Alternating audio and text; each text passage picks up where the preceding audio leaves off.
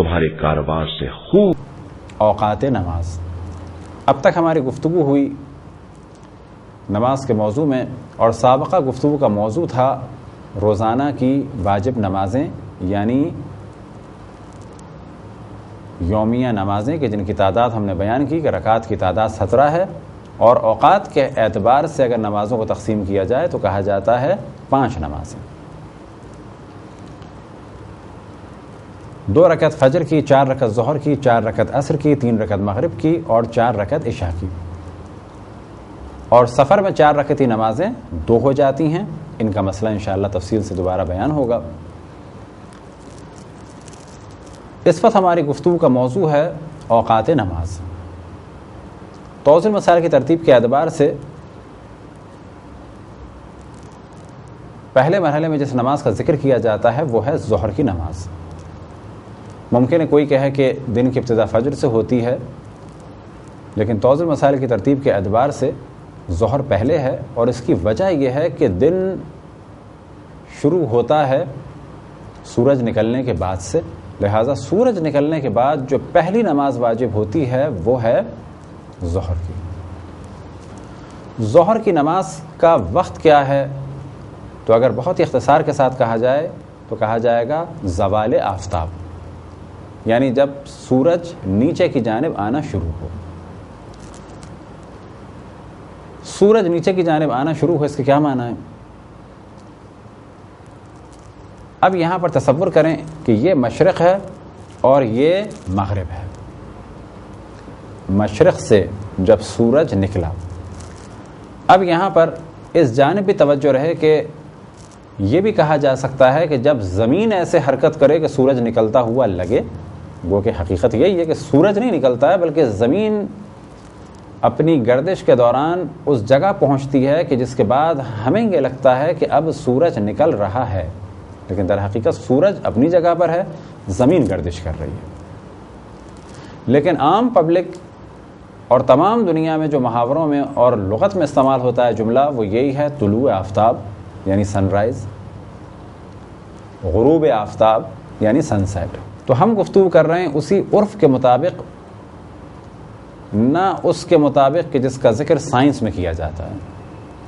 لہذا یہاں پر ہم سائنس کی تھیوری کا انکار نہیں کر رہے ہیں، اور جبکہ وہ فقط تھیوری نہیں ہے، مسلم نظریہ ہے، اور مسلم بالکل چیز ہے کہ زمین حرکت کرتی ہے نہ کہ سورج. وہ کہ سورج کی حرکت بہت ہی مختصر سی ہے اور ہے بالآخر، لیکن دن اور رات میں سورج کی اس مختصر سی حرکت کا کوئی دخل نہیں ہے. دن اور رات میں در حقیقت دخل ہے کہ زمین اپنے گرد 24 گھنٹے میں ایک چکر لگاتی ہے، لہذا 24 گھنٹے کے ایک چکر کا ایک دن بنتا ہے. اور جب زمین کا حصہ سورج کے سامنے ہوتا ہے،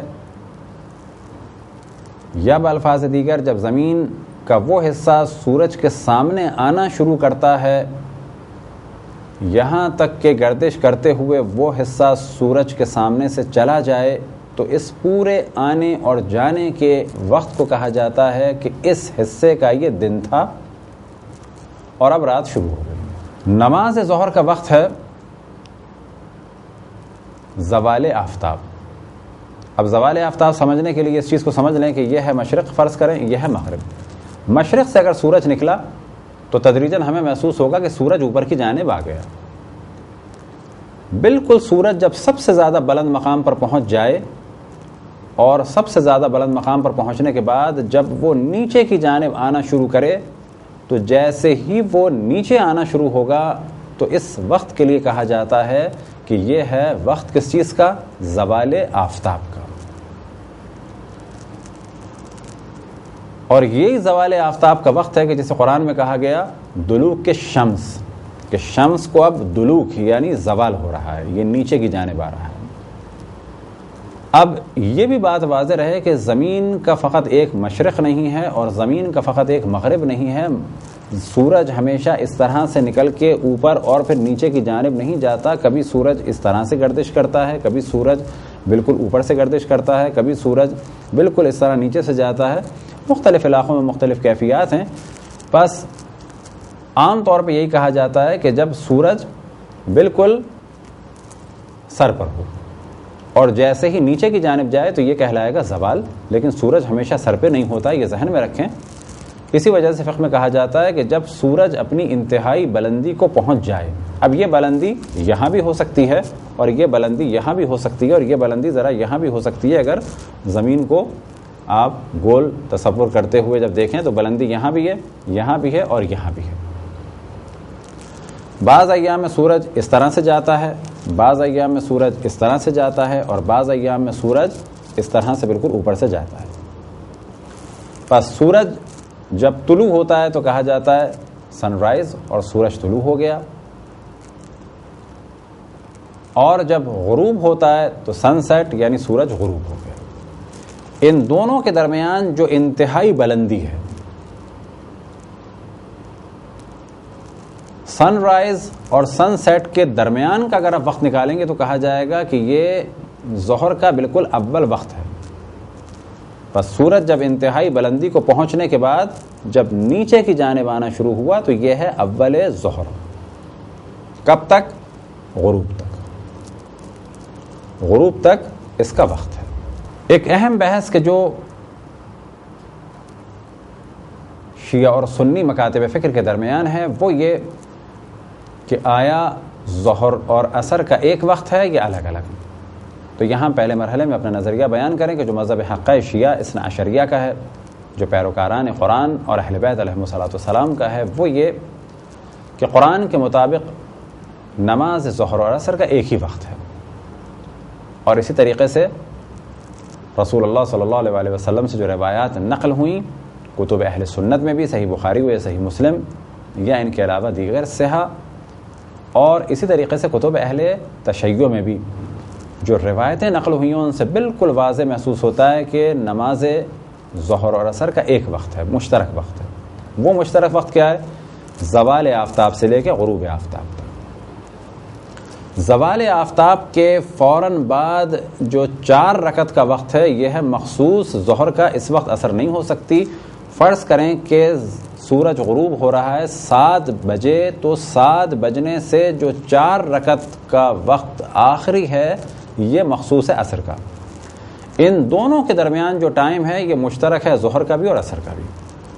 لہٰذا اگر کسی علاقے میں ظہر ہو رہی ہے 12:30 بجے اور مغرب ہو رہی ہے یعنی غروب ہو رہا ہے، نہ کہ مغرب کی نماز بلکہ سن سیٹ ہو رہا ہے 7 بجے، تو کہا جائے گا کہ 12:30 بجے کے فوراً بعد جو 4 رکعت کا وقت ہے وہ مخصوص ظہر کا ہے، اور 7 بجنے سے پہلے جو 4 رکعت ٹائم نماز کا ہے وہ مخصوص عصر کا ہے۔ ان کے درمیان کا جو وقت ہے وہ مشترک ہے۔ اب اگر مان لیا جائے کسی کو 4 رکعت میں 5 منٹ لگتے ہیں تو کہا جائے گا 12:30 بجے سے لے کے 12:35 تک ظہر کا ٹائم ہے، اور 7 بجنے میں 5 منٹ سے لے کے 7 بجے تک عصر کا ٹائم ہے، اور 7:35 سے لے کے 6:55 تک کا جو ٹائم ہے وہ نمازوں کا مشترک ہے۔ اب اگر کوئی 5 بجے نماز پڑھے دونوں نمازیں پڑھ سکتا ہے، 6 بجے نماز پڑھے دونوں نمازیں پڑھ سکتا ہے، 3 بجے نماز پڑھے دونوں نمازیں پڑھ سکتا ہے۔ قرآن مجید میں اس جانب اللہ سبحانہ و تعالیٰ نے توجہ دلائی، اقم الصلاۃ لدلوک الشمس الی غسق اللیل، کہ نماز پڑھو زوال آفتاب سے لے کے رات تک، الی غسق اللیل، یہ ٹائم ہے مخصوص نماز کا۔ کون سی نماز کا؟ اب اگر روایات رسول اللہ صلی اللہ علیہ وسلم میں یہ چیز مسلم ہے کہ اس دوران 2 نمازیں ہیں۔ اسی طرح صحیح بخاری اور صحیح مسلم میں روایات ہیں جناب ابن عباس سے اور دیگر اصحاب سے کہ رسول اللہ صلی اللہ علیہ وسلم نے بغیر کسی مشکل کے، بغیر کسی وجہ کے، نہ بارش تھی نہ گرمی تھی، ظہر اور عصر کو ملا کے پڑھا، اسی طریقے سے مغرب اور عشاء کو ملا کے پڑھا۔ تو یہاں اتنی بات تو واضح ہو گئی کہ یہ قرآن اور تعلیمات رسول اللہ صلی اللہ علیہ وسلم اور اہل بیت علیہم السلام کے مطابق نماز ظہر اور عصر کا وقت مشترک ہے۔ اس موضوع پہ اگر آپ کوئی مختصر سی گفتگو دیکھنا چاہیں کسی اہل سنت عالم کی تو آپ یوٹیوب پہ دیکھ سکتے ہیں۔ جناب مولانا اسحاق صاحب، انہوں نے اس جانب واضح توجہ دلائی ہے کہ جو اوقات اہل سنت میں ہیں نماز ظہر عصر کے، وہی اوقات اہل تشیع میں بھی ہیں۔ بس اگر مومن چاہیں کہ اس آیت پر بہتر تدبر کر سکیں، دقت کر سکیں، تو سورہ بنی اسرائیل آیت نمبر 78 کا حصہ ہم نے آپ کے سامنے بیان کیا. اقم الصلاۃ لدلوک الشمس الی غسق اللیل.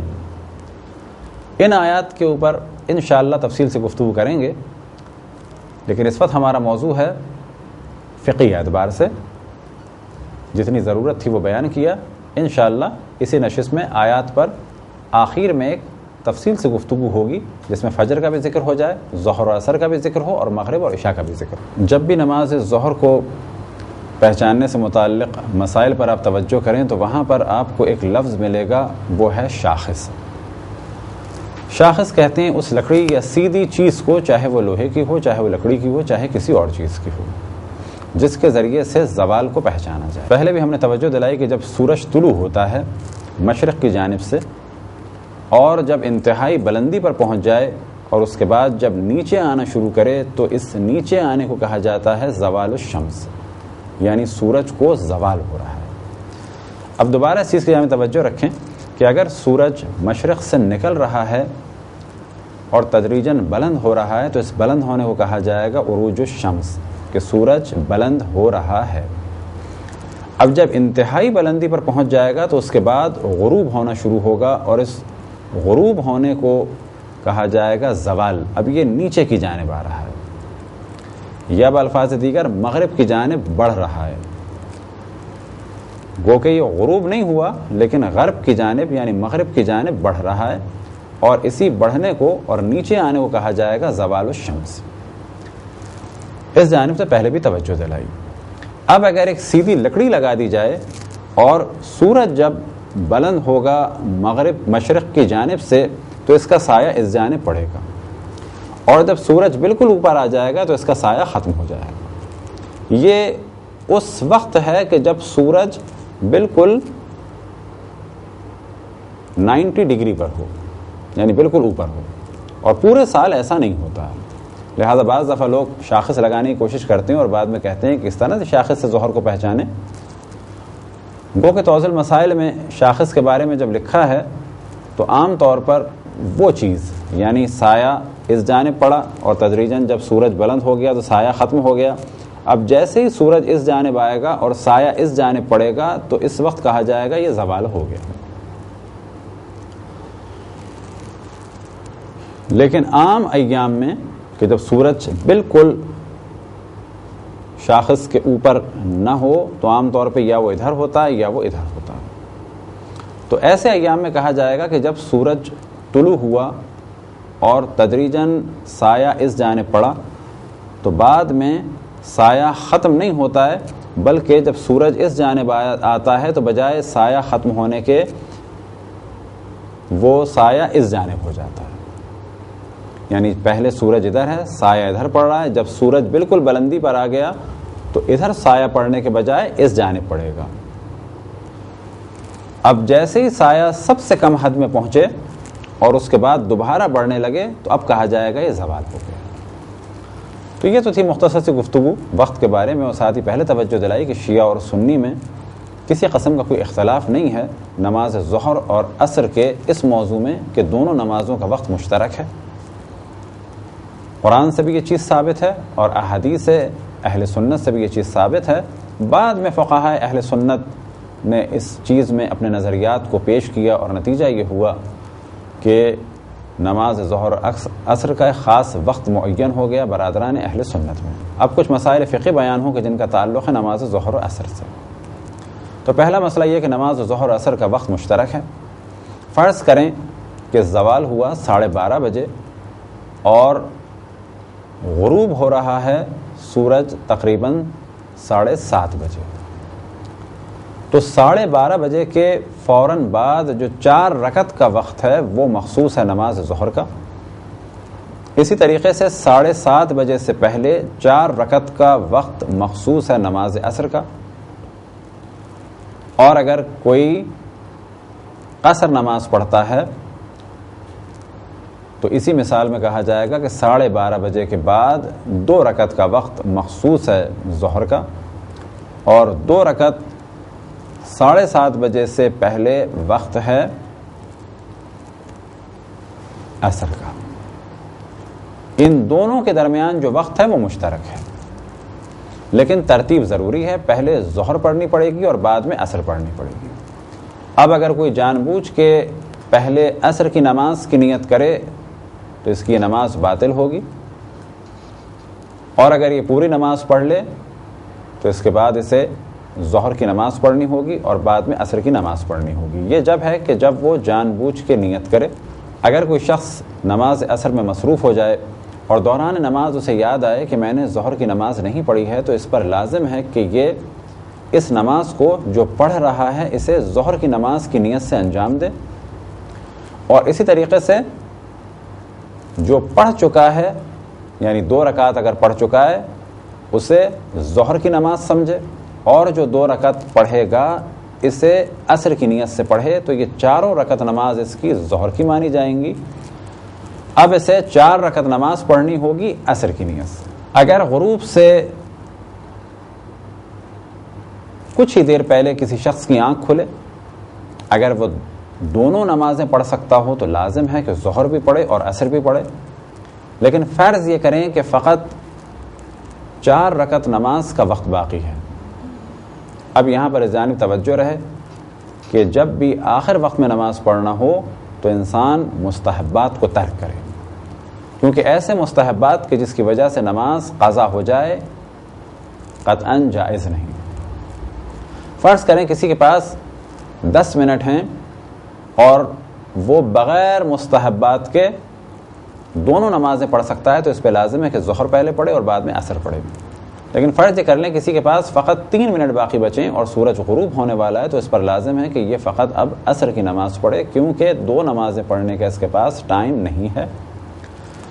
عصر کی نماز یہ انجام دے گا، عصر کی نماز ادا ہوگی، اور ظہر کی نماز اسے بعد میں قضا کی نیت سے انجام دینا ہوگی۔ نماز ظہر کے ساتھ ہی نماز جمعہ کا بھی ذکر ہوتا ہے۔ نماز جمعہ کے مسائل تفصیل سے انشاءاللہ بعد میں بیان ہوں گے، اس وقت فقط گفتگو ہے وقت کی۔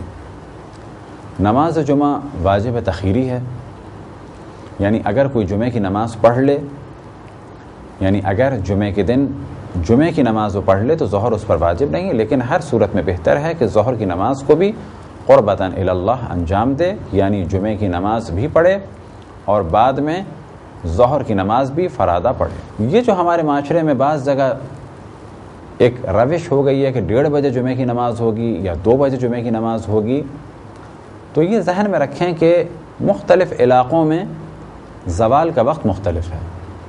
بس اگر کسی علاقے میں زوال 11:15 بجے یا 11:30 بجے ہو رہا ہے اور وہ لوگ 1:30 بجے یا 2 بجے نماز جمعہ ادا کر رہے ہیں، تو یہ احتیاط کے بالکل خلاف ہے۔ ان لوگوں کو چاہیے کہ جمعہ کی نماز کے بجائے نماز ظہر پڑھیں، کیونکہ جمعہ کی نماز کا وقت زوال کے بعد سے لے کر اس مقدار میں ہے کہ جسے کہا جائے کہ ابھی ظہر کا وقت چل رہا ہے، یعنی ظہر عرفی۔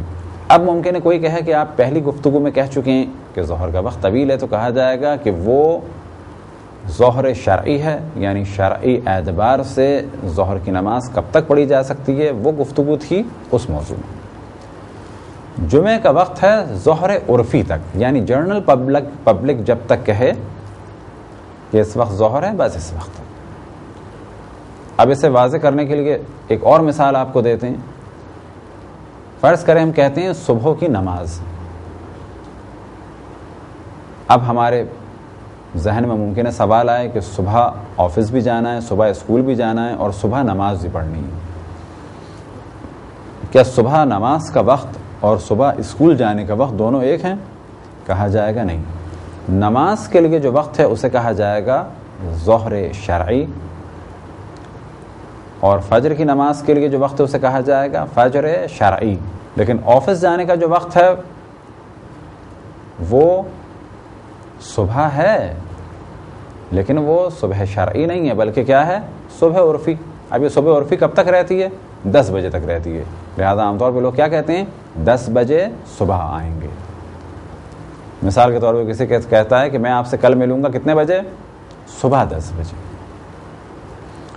اب یہ صبح عرفی ہے، لیکن اگر 12 بج جائیں تو اس وقت اسے صبح نہیں کہا جا سکتا۔ بالکل ایسے ہی ظہر کے کچھ دیر تک وقت رہتا ہے جمعہ کی نماز کا، اگر بہت زیادہ لیٹ کر دیا جائے تو احتیاط یہ ہے کہ جمعہ نہ پڑھا جائے بلکہ ظہر پڑھی جائے۔ یہ تھی مختصر سی گفتگو نماز ظہر اور عصر کے وقت سے متعلق۔ خداوند تبارک و تعالیٰ سے دعا ہے کہ بحق محمد وآل محمد ہمیں اپنے رسول اپنی حجتوں خصوصاً امام زمان علیہ السلام کی معرفت اور اطاعت کی توفیق عطا فرمائے۔ وصلی اللہ علی محمد وآلہ الطاہرین۔